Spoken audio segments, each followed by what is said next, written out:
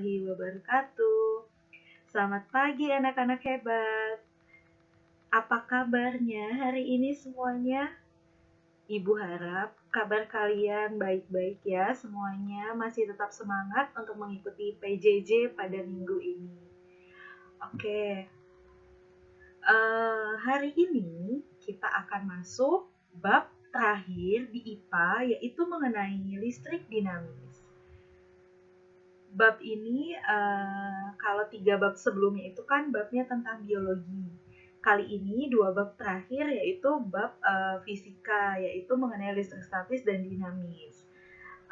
Marilah sebelum kita memulai pelajaran pada hari ini, kita berdoa menurut kepercayaan masing-masing. Berdoa dimulai.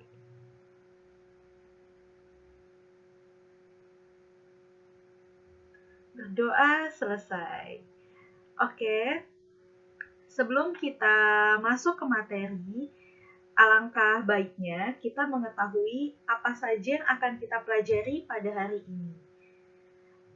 Kompetensi yang akan dicapai oleh peserta didik yaitu menerapkan konsep rangkaian listrik, energi dan daya listrik, sumber energi listrik dalam kehidupan sehari-hari, termasuk sumber energi listrik alternatif, serta berbagai upaya menghemat energi listrik. Dan peserta didik juga mampu menyajikan hasil rancangan dan pengukuran berbagai rangkaian listrik. Lalu, ada 3 tujuan yang akan dicapai pada hari ini, yaitu yang diharapkan peserta didik dapat membedakan antara rangkaian listrik terbuka dan tertutup dengan benar. Yang kedua, peserta didik dapat mengidentifikasi bahan-bahan yang dapat menghantarkan arus listrik, yaitu konduktor, isolator, ataupun semikonduktor dengan tepat. Yang ketiga, peserta didik dapat menganalisis hubungan antara besar hambatan listrik dengan panjang kawat penghantar dan luas penampang kawat penghantar dengan benar. Oke, langsung saja kita masuk ke materi yang pertama, yaitu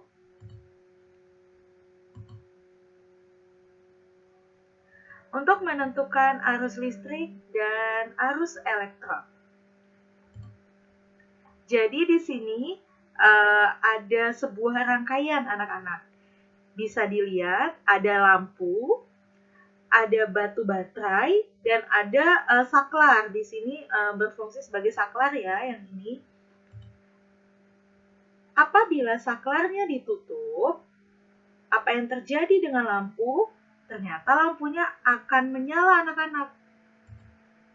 Bisa kita lihat bahwa ketika lampu menyala, artinya ada arus listrik yang mengalir di dalam suatu rangkaian.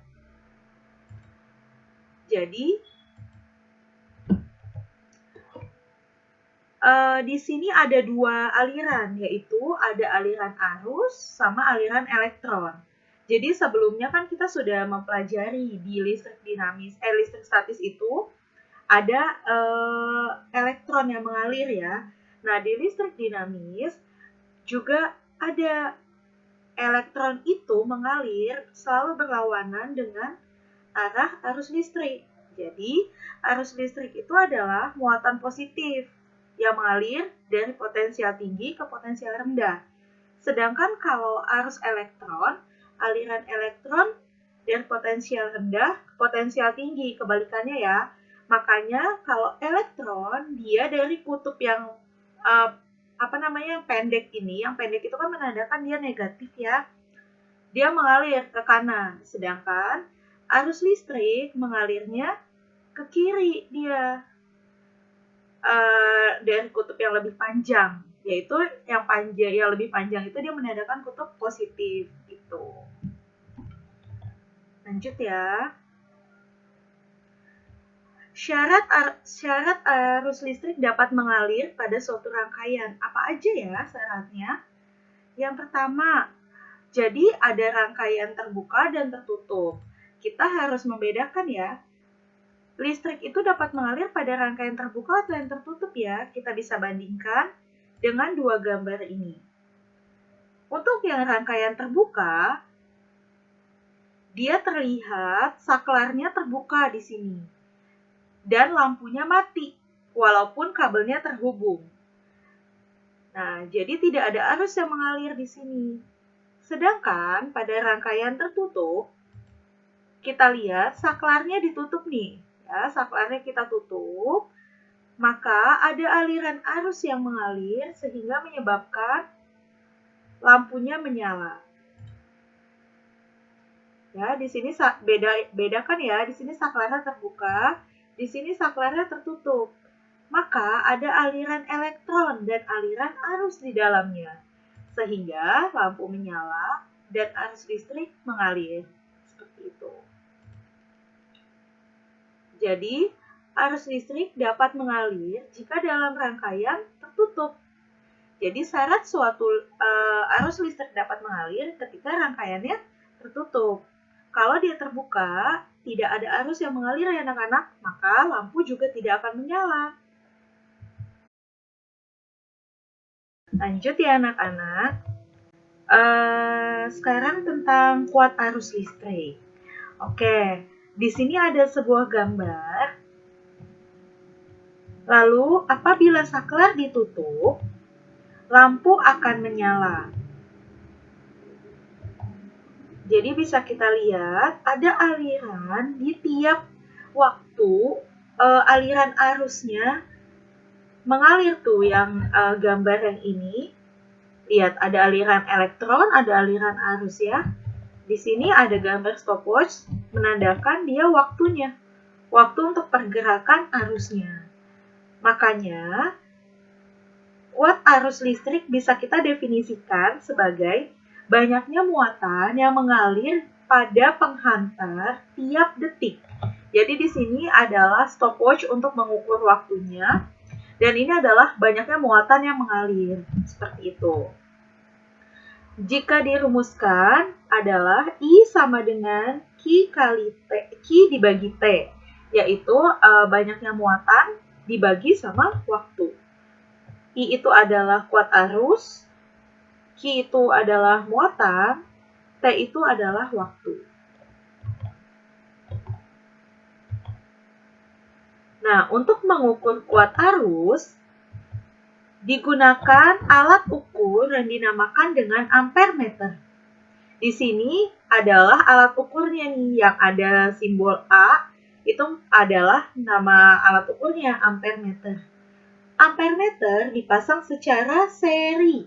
Seri itu adalah samping-sampingan dia dengan lampu. Gitu. Maka, di sini ampermeter adalah alat yang digunakan untuk mengukur arus listrik. Pemasangannya dipasang secara seri. Bisa dilihat kalau untuk aslinya ini kan hanya ilustrasi ya kalau yang ini. Aslinya seperti ini. Di sini ada lampunya dihubungkan ke baterai, baterai dihubungkan ke saklar, dan ini sebagai ampermeter. Semuanya nyambung di sini. Makanya ini dinamakan rangkaian seri. Seperti itu. Lanjut ya. Untuk cara membaca ampermeter, pertama kita melihat skala yang ditunjukkan oleh yang ini, jarum yang panjang ini berapa yang ditunjukkan oleh jarum. Oh, kita lihat di sini angkanya adalah 34. Berarti kita pakai skala yang bawah ya.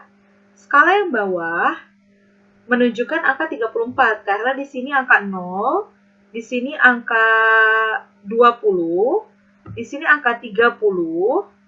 Nah, di sini angka 34. Itu masih kira-kira ya karena juga ini skalanya terlalu kecil, nggak kelihatan. Di sini 34. 0, 10, 20, 30, 40. Kan 40-nya di sini ya. 0, 10, 20, 30, 40 gitu. Bacanya gitu ya. Di sininya 0, sini 10, sini 20. Jadi 20 yang ini tuh menunjukkan garis yang ini gitu. 20, 30, 40. Karena di sini 30, di sini kalau dikira-kira adalah 34 gitu. 34. Oke, kita sudah dapat 34. Karena kita pakai yang bawah, batas akhirnya adalah batas maksimumnya yang mana? Yang 100. Nah, kita lihat di sini 100. Batas ukurnya mana yang dipakai? Yang ada tanda panah. Ini biasanya yang kita colok dengan si kabel nantinya gitu. Kita colok dengan kabel di sini nih. Dicoloknya pakai penjepit buaya ya, biasanya penjepit buaya atau enggak si kayak jack audio yang kayak buat ini ya, buat ke headset gitu-gitu, dicolok di 1 ampere. Nah, berarti dia batas ukurnya itu adalah 1 ampere. Skala maksimum yang ditunjukkan adalah yang 100. Skala yang ditunjuk jarum berapa? 34.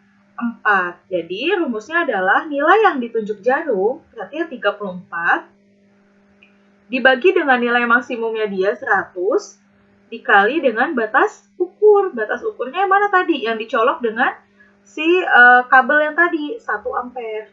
Maka jadinya 34 dibagi 100 dikali 1, yaitu 0,34. Nah, lain hal dengan pengukuran beda potensial.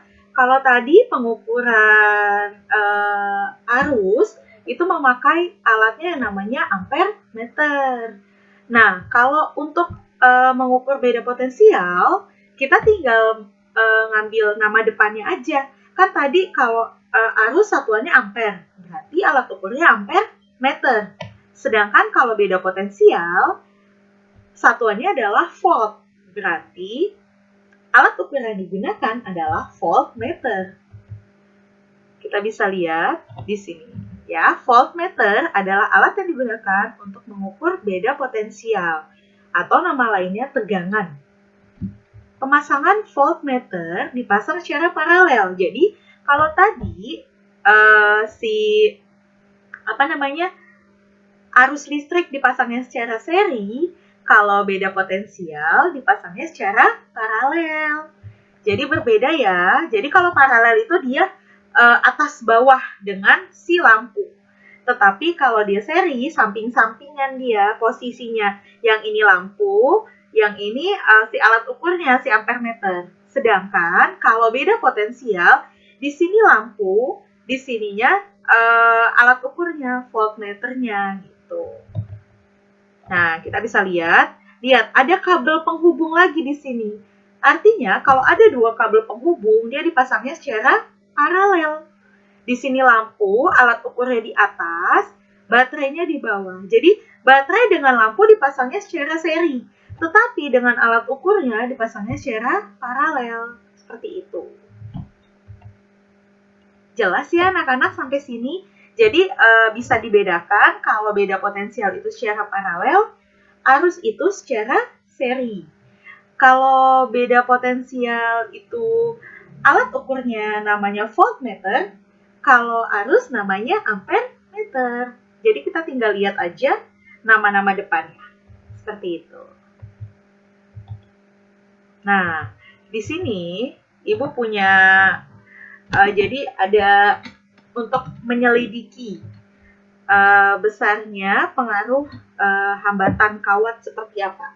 Kita bisa lihat ada gambar A dan gambar B di sini. Gambar A, seperti kita lihat, kabelnya itu pendek ya, kabelnya pendek. Sedangkan gambar B, kabelnya panjang sekali dan berliku-liku. Nah, kita lihat panjang kawatnya berarti yang A lebih pendek ya, yang B lebih panjang. Oke, berarti di sini kita punya variabel manipulasi. Artinya adalah variabel yang bisa kita ubah-ubah. Manipulate, artinya bisa diubah-ubah, yaitu si panjang kawatnya. Yang A lebih pendek, yang B lebih panjang. Sedangkan variabel responnya kita mau tahu nih. Respon itu artinya kita pengen tahu responnya si lampu gimana sih gitu. Ketika panjang kawatnya kita ubah-ubah.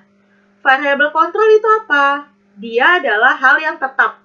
Jadi jenis kawatnya sama, luas penampang kawatnya juga sama. Itu tidak kita ubah-ubah gitu. Jadi kita mau lihat nih, kita mau bandingin. Kalau kita melakukan percobaan, antara lampu A dengan lampu B, A itu kita mau praktek jenis kawatnya sama, misalnya pakai kawat tembaga gitu. Tapi yang A kita lebih panjang, yang B kita pendekin. Kebalik. Yang A itu lebih pendek, yang B itu lebih panjang si tembaganya. Apa sih yang mau kita ukur? Seperti itu ya. Oh, yang mau kita ukur itu adalah hambatan kawat. Kita lihat ya, di sini kita sama-sama langsung hubungkan saklar, kita lihat perbedaannya. Oke, bisa kita lihat yang A dan B, A nyalanya lebih terang daripada yang B gitu. Ya. Nah, di sini kita lihat bahwa arus yang mengalir pada rangkaian ya, pada rangkaian A itu lebih besar daripada pada rangkaian B. Kenapa? Seperti ini analoginya. Oh, kita jalan dekat sama jalan jauh lebih banyak hambatannya ketika kita berjalan dekat atau ketika kita berjalan jauh, gitu kan? Lebih banyak rintangannya ketika kita berjalan dekat atau ketika kita berjalan jauh, gitu. Jadi di situ terlihat bahwa yang A itu lebih pendek, makanya hambatannya lebih sedikit, ya. Kita bisa lihat hambatannya lebih sedikit. Kalau yang B udah otomatis dia panjang berliku-liku, hambatannya pasti lebih banyak, gitu. Kita bisa lihat ya di sini RA artinya hambatan. Hambatan di rangkaian A lebih kecil, lebih sedikit daripada hambatan di rangkaian B. Gitu. Paham ya anak-anak? Jadi ketika panjangnya itu lebih pendek, gitu, panjang kawatnya lebih pendek, memiliki hambatan yang lebih sedikit dan arus nantinya menghasilkan arus yang lebih besar. Karena kan tidak ada hambatan berarti nih di jalan pas si arusnya jalan gitu. Jadi yang mengalir lewat baterai, yang mengalir dari baterai melalui kabel itu adalah arus. Ketika dia berliku-liku seperti yang B nih ya, otomatis arusnya bakal makin sedikit dong yang jalan. Kenapa? Kok makin sedikit? Karena dia capek jalannya jauh gitu ya. Bisa aja kayak gitu analoginya ya, biar gampang diingat sama kalian gitu. Atau enggak hambatannya di jalan banyak nih, ketilang polisi ya kan, atau kena lampu merah ya, kayak gitu ya analoginya ya. Kalau yang A itu dia lempeng aja, dia kayak lewat jalan tol gitu, jadi nggak ada hambatannya, lancar jaya untuk mencapai ke lampu gitu kan. Anggap aja lampu itu sebagai tempat tujuannya si arus ini gitu. Arus ini adalah tujuan akhirnya itu ke lampu. Nah, untuk mencapai tujuan akhir, semakin pendek sebuah jalan akan semakin cepat sampai. Kalau semakin semakin panjang jalannya akan semakin lama gitu. Analogi gampangnya seperti itu ya anak-anak. Nah, gitu. Di sini kita lihat semakin panjang kawat, maka hambatan kawat semakin besar. Betul ya? Semakin panjang kawat, hambatannya semakin besar. Makanya di sini hambatan kawat sebanding dengan panjang kawat. Makanya semakin besar panjang kawat, semakin panjang suatu kawat, maka hambatannya akan semakin besar. Tuh. Paham ya sampai sini anak-anak mengenai hubungan panjang kawat dengan hambatan kawat. Jadi udah nangkep ya, sudah nangkep. Nah, kalau untuk yang kedua, kita sama nih, punya dua rangkaian juga. Apa sih Bu yang membedakan A dan B? Gitu ya. Jenis kawatnya. Jadi tadi ingat ya, yang dimanipulasi itu adalah hal yang diubah-ubah. Apa yang diubah-ubah? Jenis kawat. A, anggaplah A pakai tembaga. B pakai apa ya? apa yang sering dipakai ya? Aluminium misalnya gitu ya. Jenisnya pokoknya beda A dan B. Kita tutup nih si kedua rangkaian itu, kita tutup. Apa yang terjadi? Siapa yang lebih terang? Tentunya yang B ya. Kita di sini menganggapnya yang B itu row-nya lebih besar, yang A row-nya lebih kecil. Jadi semakin besar hambat jenis. Jadi kalau di setiap kawat itu, jenis kawat ada yang namanya hambat jenis kawat. Kita memanipulasinya, jenis kawat yang A itu hambat jenisnya lebih besar. Artinya row itu adalah hambat jenis. Row A lebih besar, memiliki hambat jenis kawat yang lebih besar dibandingkan row B. Maka yang B otomatis nyalanya lebih terang. Kenapa? Hambatan si kawatnya lebih kecil, lebih sedikit gitu. Maka di sini dapat disimpulkan, semakin besar hambat jenis kawat, maka hambatan kawat maka semakin besar pula. Jadi kawatnya itu kalau jenis hambatannya besar juga, hambatan ke lampunya juga akan semakin besar. Makanya lampu nyalanya lebih redup gitu. Artinya arus yang mengalir juga lebih sedikit, banyak hambatannya di dalam. Gitu. Maka arus yang mengalir di A lebih kecil daripada arus yang mengalir di B. Dapat disimpulkan bahwa hambatan kawat sebanding dengan hambat jenis kawat, yaitu R sama dengan ρ, atau R itu hambatan sebanding dengan ρ.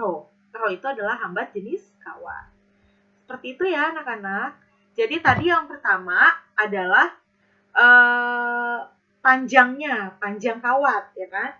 Semakin panjang kawat, hambatannya juga semakin besar. Yang kedua adalah hambat jenis kawat. Semakin besar hambatan jenis kawat, maka hambatannya juga akan semakin besar. Seperti itu ya. Yang ketiga, kita punya dua rangkaian juga. Bisa dibedakan, yang A itu kabelnya lebih tipis, ya, kelihatan ya. Yang B kabelnya lebih tebal. Apa sih maksudnya tipis sama tebal?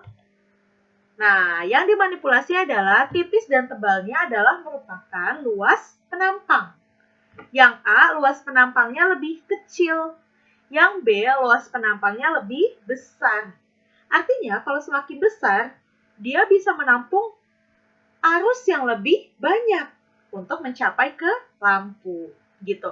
Kalau semakin tipis banget kawatnya, arus yang mengalir ngantri dia ya, jalannya ngantri, nggak bisa berdua atau bertiga, nggak bisa. Jalannya mesti satu gitu. Kalau yang B itu dia tebal, kawatnya lebar, artinya bisa dilalui oleh 3 arus sekaligus gitu ya. Ada 3 nih jalan, tiga lagi gitu ya. Kayak mobil lah, 1 jalur, 2 jalur ya kan, seperti itu. Jadi semakin luas penampang kawatnya semakin besar, makanya arus yang mengalir juga semakin besar gitu. Arus mengalir makin besar, lampu yang menyala makin terang gitu. Jadi hambatannya juga semakin kecil kalau yang penampangnya besar. Nah, kita lihat ya. Setelah saklarnya dihubungkan seperti ini, terlihat bahwa A lebih redup daripada yang B. Maka bisa kita lihat arus yang mengalir di A lebih kecil ya tadi, karena dia harus ngantri ya, satu supaya nyampe ke lampu gitu. Nah, maka hambatannya tuh artinya kehambat dong dia. Semakin lama nih saya nyampe ke lampu, harus nyampe ke lampu semakin lama gitu. Ngantri dia ya. Kalau yang BA nggak perlu ngantri, udah cepet jalanannya lebar seperti itu. Logikanya seperti itu ya. Semakin besar luas penampang kawat, hambatannya semakin kecil. Kalau ini kebalikannya, luas penampangnya besar, hambatannya yang makin kecil. Kalau luas penampangnya kecil, hambatannya besar ya. Kita bisa lihat, jadi berbanding terbalik. Hanya dia nih yang berbanding terbalik. Maka dapat disimpulkan bahwa R sebanding dengan 1/A gitu. Ya, paham sampai sini ya anak-anak ya? Jadi kalau disimpulkan, faktor apa saja yang tadi? Ada 3 ya. Ada panjang kawat, luas penampang kawat, dan hambat jenis kawat. Kalau panjang kawat, dia semakin besar panjang kawat, maka hambatannya juga semakin besar. Luas penampang kawat, kebalikannya. Kalau luas penampang kawat semakin besar luas, hambatannya semakin kecil karena dia posisinya ada di bawah. Faktor pembagi. Ketika pembaginya semakin kecil, otomatis hambatannya semakin besar. Itu ya. Lalu hambatan jenis kawat. Kita bisa lihat hambat jenis kawat, kalau dia semakin besar, maka di sini hambatannya juga akan semakin besar. Jadi Rho dan L itu sebanding dengan hambatan, sedangkan A, luas penampang kawat, berbanding terbalik dengan hambatan. Seperti itu. Nah, kalau yang ini kita masuk ke konduktor dan isolator. Di sini kita bisa tes nih, kita bisa di sini bisa melihat mana benda-benda yang isolator, mana benda-benda yang konduktor. Kita tes ya. Misalnya kita aluminium, kita pengen tahu, kita kayu dulu, kita pengen tahu, kayu itu bendanya isolator atau konduktor sih, gitu. Ketika kayu kita masukkan ke sini, ternyata lampunya tetap mati. Jika lampu tetap mati, maka kayu kita golongkan sebagai isolator. Yang kedua adalah plastik. Di sini plastik, lampunya juga tetap mati. Oh, berarti plastik juga kita golongkan sebagai isolator. Ketika aluminium yang kita pasang, wow, ternyata lampunya menyala. Kalau lampunya menyala, berarti aluminium kita golongkan sebagai konduktor. Di sini ada besi. Wah, besi lebih terang daripada aluminium. Berarti besi juga termasuk konduktor, tapi lebih kuat lagi daripada aluminium. Seperti itu. Next, tembaga. Wah, tembaga juga lebih terang ya. Berarti tembaga juga tergolong konduktor. Seperti itu ya, kira-kira anak-anak. Jadi bisa bedakan ya, ketika benda isolator yang dipasang gitu ya, yang dipasangkan ke sini, diuji gitu, ternyata lampunya nggak nyala. Gitu. Jadi benda-benda yang isolator, dia tidak dapat menghantarkan arus listrik. Karena di sini kan arus listriknya harus mengalir dulu ke benda, baru dihubungkan lagi ke kabel, ke saklar, baru ke lampu gitu kan. Nah, ketika kita pasang benda di sini tidak bisa mengalirkan arus listrik, maka lampunya mati. Ketika bendanya bisa menghantarkan arus listrik, lampunya akan nyala gitu. Jadi kalau lampu nyala bisa kita simpulkan bahwa bendanya juga ikut menghantarkan arus listrik gitu. Maka dapat disimpulkan bahwa kayu plastik itu sebagai isolator, aluminium, besi, dan tembaga sebagai konduktor. Nah, di sini karena kalian sudah mendengar materi pemaparan materi dari tadi ya, kita akan masuk ke tahap latihan. Jadi kalian bisa nanti mencoba latihan-latihan ya. Ada latihan yang ada 3 nomor aja sih, nggak banyak. Ada latihan yang pertama, latihan yang kedua, latihan yang ketiga. Kalian bisa tulis 4 nomor. Kalian bisa tulis di buku tulis kalian dan diupload ke GCR seperti biasa. Oke. Sampai sini dulu untuk pembelajaran hari ini. Mudah-mudahan kalian memahami anak-anak apa yang telah Ibu sampaikan pada hari ini. Oke, tapi sebelum Ibu akhiri, Ibu ingin tahu ada yang ingin ditanyakan dulu atau enggak? Kalau memang ada, Ibu akan balik ke materi yang tadi. Jadi, apakah semua sudah jelas untuk materinya? Apakah semua sudah paham? Kalau sudah paham, kita sudahi dulu pertemuan pada hari ini. Semoga apa yang Ibu sampaikan dapat kalian terima dengan baik. Dan jika ada pertanyaan, nantinya kalian bisa langsung WhatsApp grup atau WhatsApp Japri, it's okay. Oke, terima kasih semuanya. Alhamdulillahirrabbilalamin. Hari ini kita telah menyelesaikan pembelajaran pada hari ini.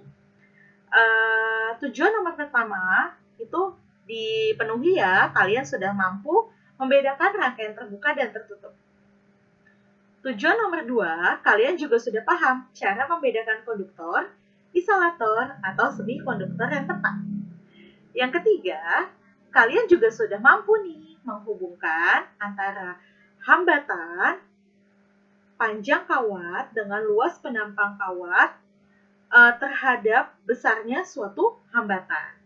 Jadi, hari ini kalian sudah mampu mempelajari 3 hal sekaligus. Terima kasih ya anak-anak semuanya. Semoga kalian tetap dalam keadaan sehat selalu. Semangat! Assalamualaikum warahmatullahi wabarakatuh.